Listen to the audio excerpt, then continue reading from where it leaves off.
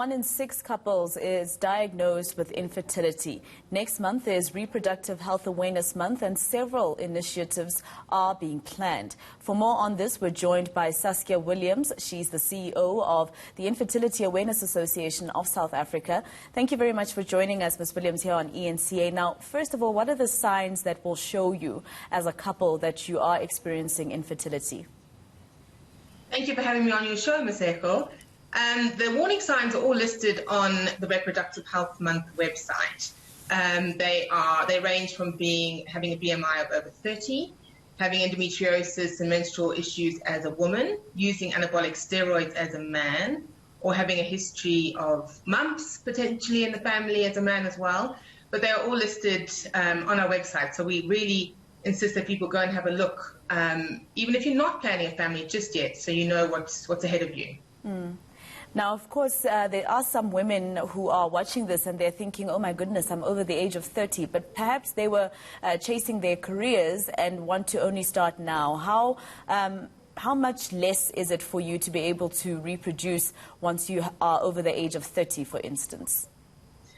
Well, in an ideal world, as Dr. Halen of Saskia and Cape Fertility Clinic says, you'll have all our babies by the age of 35.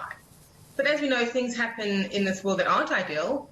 Like you said, career, or you might not meet the man of your dreams, or you might not settle down. So there are instances where we're leaving it a bit later than 35 to start to try and conceive. So during Reproductive Health Month in February, we're encouraging people to go and get checked out at a fertility specialist sooner rather than later. So as I said, you don't even have to have settled down or be ready to make a family, but at least you have a broader idea of what your fertile and your reproductive health looks like and the status of it is, because knowledge is power when it comes to your reproductive health. And you don't need a referral to go to a fertility specialist. You can just make an appointment and you can go and get a broader view of your reproductive health.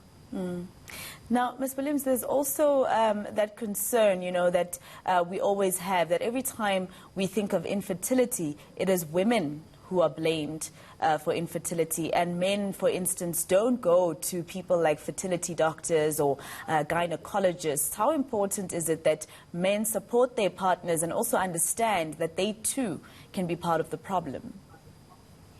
I agree with you. Some men are very reticent when it comes to going to clinics with their partners, and they feel it's not their fault, but actually you'll find it's 40% female fertility that's an issue, 40% male, and 40% combined.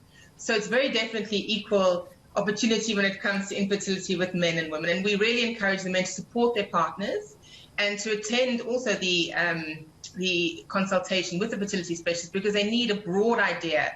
If you have a partner and you've got a male partner, they need to know that they also are fertile, so they can give you a treatment plan accordingly and not just work almost like blinkered if you're looking at just the women. So we really do encourage the men to join their partners and to support their partners. And if it does turn out not to be them and it's the female that's infertile, it's still a joint problem because you guys are a partnership and you've chosen to make a family together. And of course, there's also that question, Ms. Williams, about the fact that if you find out, for instance, that you are infertile, that both of you are infertile, or some women, I've heard women at some of the clubs that I have, social gatherings that I have, that they've been told by their doctors that their wombs are hostile and that they won't be able to carry a baby for 9 months. What are the options that people have out there to be able to either conceive or maybe even go and adopt? There are options other than your normal IVF. There's surrogacy if you have a hostile womb. There is adoption as well, like you say. There's also egg donation and sperm donation if the issue is with the woman's eggs or sperm, but you can carry fine. So all of that is found out from the fertility specialist in that initial consultation and the tests that happen afterwards. And so that's why we encourage people to go there so they know anything. The hostile womb environment is found out very simply via a number of tests. During Reproductive Health Month, a number of SASREG clinics of excellence are offering a 25% discount on the initial consultation and scan to encourage people to go and find out their options. They can go through all their options, including adoption. When you go to a fertility specialist, it doesn't just mean that you're going to be having IVF. It might be a matter of tweaking something tiny, but something that prevents you from having a baby naturally. So it's definitely something not to be scared of. The fertility specialists are all very welcoming, and they all know what they're talking about, so we really encourage people to go and meet with them. Well, thank you very much. Let's leave it there. Of course, that means it's just very important for you to get checked out as early as possible. That is Infertility Awareness Association of South Africa CEO Saskia Williams.